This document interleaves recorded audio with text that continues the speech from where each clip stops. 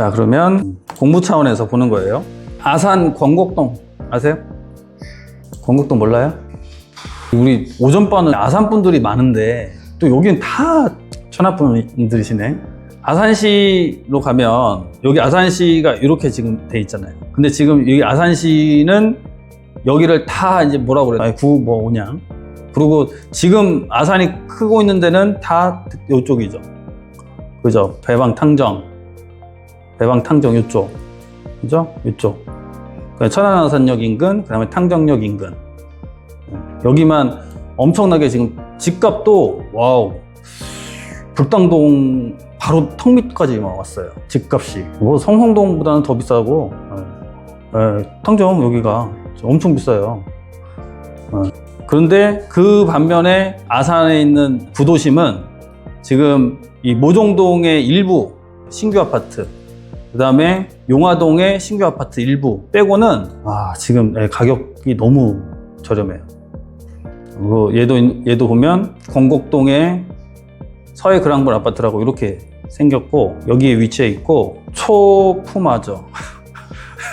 충무초등학교 초등학교 바로 옆에. 어쨌거나 이거를 우리가 보는 이유는 권리 분석을 좀 공부하려고 보는 거거든요. 그 아파트의 902호고 면적은 84 타입, 그러니까 34평형 아파트예요. 감정가는 2억 3,300이고요. 이게 한번 유찰돼서 1억 6,300까지 떨어졌습니다. 자, 권리 분석을 일단 해보면 2023년도 8월 달에 소유자가 요거를 매매로 사요. 얼마에 사냐면 2억 2천에 삽니다. 그죠? 2억 2천에 사고 그날 바로 삼성화재에서 대출을 받고 이 근저당으로 인해서 경매가 실행이 됐죠. 지금 대출 받고 1년 1개월 2개월 밖에 안 됐는데 경매가 진행이 된 거예요. 그렇죠? 말소기준 등기보다 더 먼저 전입된 세입자가 있으면 인수잖아요. 그죠? 대항력이 있을 수 있는 거죠. 그죠? 근데 지금 보니까 이 김성 누구냐 보니까 전소유자입니다. 전소유자. 그건 전소유자가 이렇게 된 거야. 그러니까 내가 집을 팔면서 야, 나는 세입자로 남아 있을게. 그럼 세입자라는 거는 보증금이 있는 거죠.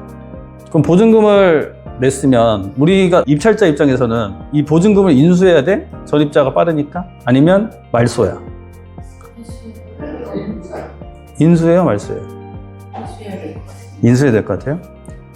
예를 들어서 이게 근저당권을 설정한 게 아니라 내가 이거 집을 좀 비싸게 팔고 싶어.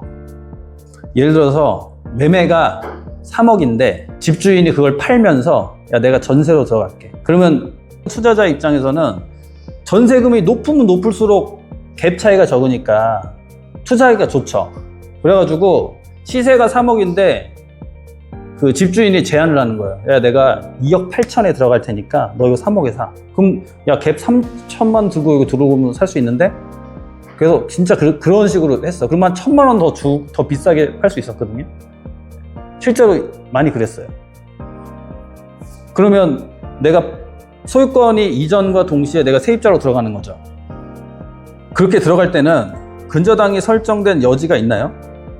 그렇게 전세로 들어가면 없죠. 근데 이거는 아마 월세로 들어가지 않았을까라는 생각이 들어요. 아니면 현소유자와 전소유자 간에 특수관계가 좀 있을 수도 있고. 그렇죠? 그래서 이렇게 됐을 때는 이게 대법원에서 판결이 난 게 있어요. 대법원 판결이 99 다 59,306 판결로 나와요. 그래서 대법원 2000년도 2월 11일 날 선고한 건데 이 사건은 뭐냐면 똑같아요. 전 소유자가 집을 팔면서 자기는 임차인으로 이제 거주를 하게 된 거예요. 근데 경매를 당한 이 현재 소유자는 주택을 사면서 이 사람한테 이제 보증금도 받지만, 그러니까 전 소유자한테 보증금도 받지만 주택을 사면서 담보대출까지도 받은 거예요. 그럼 똑같죠, 이 케이스가. 만약에 이 사람이 이 전 소유자가 보증금까지 줬다고 하면 똑같은 케이스야. 대출도 받았잖아요, 그죠? 대출도 받고 했으면 똑같은 케이스예요. 그랬을 때 어떻게 됐냐, 이게 대법원까지 올라가서 판결을 했는데 어떻게 됐냐면, 야, 그러면 이 전 소유자의 대항력은 도대체 언제 그럼 발생하냐고 했을 때 뭐라고 돼 있냐면 이렇게 돼 있죠. 대항력을 갖는 시기는 을명의, 그러니까 현재 소유자가 소유권 이전 등기한 다음 날 이 일부터 발생한다. 고 판시했습니다. 네. 그러니까 무슨 말이냐? 이 경우는 그러면 똑같아요.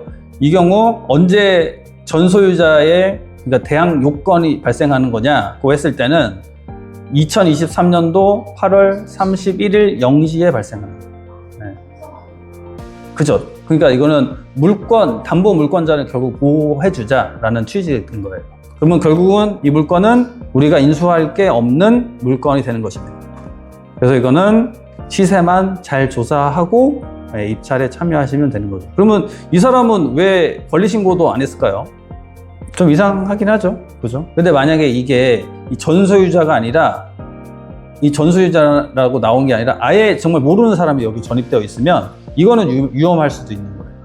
물론 삼성화재가 23년도 8월 달에 대출이 나갈 때는 당연히 전입세대 열람을 떼어보겠죠. 그러니까 여기 지금 이 소유자분께서 대출을 받으러 저 이거 매매할 건데 대출 좀 해주세요 라고 하면 대출 서류, 소득 관련 서류들 뭐 이것저것 떼오고 그 다음에 전입세대 열람 좀 떼우세요 라고 할 거잖아. 그럼 전입세대 열람 떼우면 2014년도부터 있으니까 요때 8월 30일 전에 자서하러 갔을 때도 있었을 거잖아요. 이 소유자가. 그러면 뭐라고 그러겠어? 누구예요? 네, 전 소유자예요. 이 사람 제가 매매하면 이사 갈 거예요. 뭐 라든지 아니면 매매하면 이 사람이 보증금 1000에 월 100만 원에 있을 거예요. 라든지 그런 게 있을 거잖아요. 그래서 이 삼성화재에서는 이미 이 사람의 존재를 아마 알고 있었을 거예요. 특수가계인일 수도 있고요. 그래서 이거는 그렇게 접근을 하시면 될 것 같습니다. 됐죠? 이거 검색해서 가시면 돼요. 대법원 99다 59,306 판결. 자, 그러면 요거는 이제 문제가 없는 거고, 자, 문제가 되는 사건을 또 보여드릴게요. 또 아산에 있는 물건이네요. 아산의 모종동에 있는 모종 금호월림 아이 퍼스트 아파트. 평형대는 24평형, 그러니까 5구 타입이죠. 네, 5구 타입. 감정가는 2억 6,800이고 이게 한번 떨어져서 1억 8,700까지 떨어졌습니다. 자, 이제 권리 분석을 해보면, 자, 잘 봐야 돼요. 자, 권리 분석 22년도 12월 달에 소유권 이전이 일어나요. 얼마에 매매를 했냐면 2억 3,320만 원에 매매를 했어요. 그러고 나서 23년도 1월 11일 날 주식회사 SB 제어라는 데서 전세를 들어갑니다. 전세 들어가죠. 그리고 전세 들어가고 그 뒤에 가압류 SB 제어라는 데서 전세권에 기해서 경매를 넣었어요. 자, 그럼 제가 그 권리 분석할 때 우리 말소기준 권리 말씀드렸죠. 말소기준 등기 뭐였죠? 그러니까 압류랑 가압류랑 이게 두 개. 그 다음에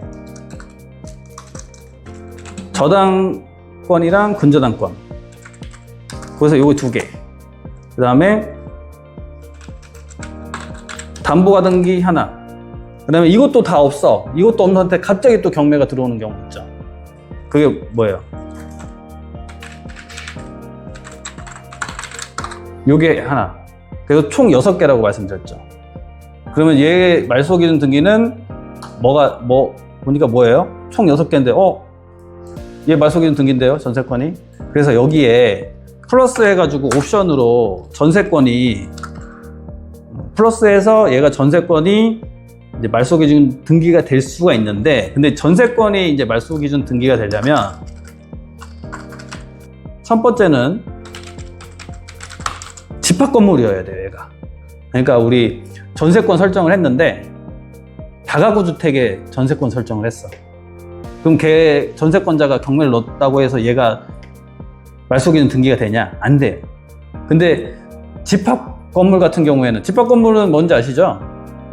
이렇게 한 동에 각 호실이 다 구분 등기가 되어 있는데, 그 구분 등기 101호, 102호, 201호, 202호, 301호, 302호 얘가 다 소유자가 별도로 다 있을 때, 물론 한 동 전체를 다 한 명이 갖고 있을 수도 있죠. 그러니까 어쨌거나 구분 등기가 다 가능한 것들을 집합 건물이라고 하는데, 일단 집합 건물이어야지 이제 이게 조건이 되는 거예요. 여기서 이거를 1 말고 이제 전제 조건. 그러면 이게 집합 건물이어야 된다는 거는 전제 조건이고, 자, 첫 번째는 전세권자가 경매 신청 채권자 자일 경우에, 전세권자가 경매 신청 채권자라는 거는 이 경우죠. 지금 전세권자잖아요. 그죠? 전세권자가 경매를 넣었잖아요. 전세권에 의해서 경매를 넣은 거는 임의경매가 되는 거예요. 근데 우리가 임차권을 내가 갖고 있어. 그러니까 계약서에다가 전입신고하고 확정일자 받아서 임차권 내가 갖고 있을 때, 그때는 어떻게 해요? 전세보증금 반환 청구 소송을 해서 그러고 나서 그걸로 경매를 넣으면 강제경매가 되는 건데, 이거는 임의경매가 되는 거죠. 전세권이기 때문에. 자, 그럼 두 번째는 전세권자가 배당 요구. 그러니까 이거는 뭐냐면 전세권자가 경매를 넣은 거 아니고 다른 사람이 경매를 넣었어. 예를 들어서 이분이 경매를 넣었어. 경매를 넣었는데 전세권자가 나 배당 받아야지 하고 배당 요구를 하면 이게 말소기준 등기가 되는 거예요. 그러니까 지금 요거는 전제 조건의 집합 건물인 거 맞고, 거기에 전세권자가 경매 신청 채권자인 경우죠. 그렇기 때문에 이 전세권은 말소가 되는 거예요. 거기까지는 되죠. 자, 그러면 얘는 말소된대. 말소되네. 근데 한 번 더 봤더니 임차인이 한 명이 더 있어. 근데 한 명이, 이거 보시면 22년 5월 24일 날 입주하셨네요. 자, 근데 이 사람은 언제 이걸 샀어요? 22년 12월. 이 사람이 사기 전에 입주를 시작한 거예요. 전 소유자인가? 모르겠죠. 근데 이걸 잘 보시면 매매가 이루어지고 나서 전세권 설정이 이루어졌죠. 그러니까 22년도 12월 20일 날 매매가 이루어지고 전세권 등기가 한 21일 정도 지난 후에 전세권 등기를 했어요. 근데 전세권을 등기를 봤더니 뭐라고 나와 있냐면, 야, 나 22년도 4월 29일부터 전세에 있었어. 이 말을 했어요. 여기 이렇게 썼어. 그러니까 22년도 4월 29일. 자, 22년도 5월 24일. 그러니까 4월 29일 이 사람이 점유를 하고 있는 중에 전입을 한 거야. 맞죠? 점유를 하고 있는 중에 전입을 한 거예요.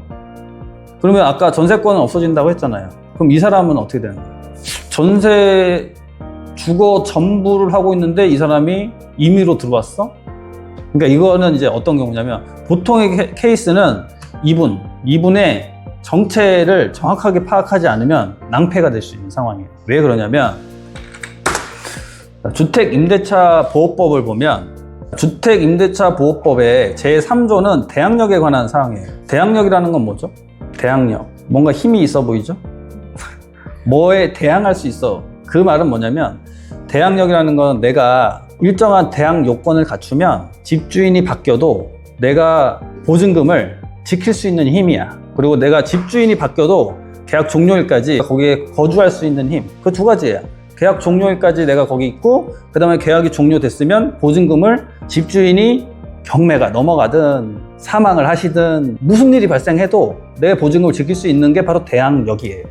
근데 그 대항 요건은 뭐냐면, 주택의 인도와 주민 등록을 맞추면 돼. 그러니까 주택을 내가 점유하고 있고 내가 전입신고를 하면 돼. 그거밖에 없어요. 그러니까 이거 같은 경우에 보시면, 자, 이 사람이 거기에 들어가고 점유를 하고 그 다음에 여기에 전입신고를 함으로써 대항 요건을 갖췄죠. 그럼 대항 요건을 갖추면, 그럼 과연 이 사람이 대항력이 발생하냐가 이제 문제가 되는 거죠. 야, 전세 있잖아.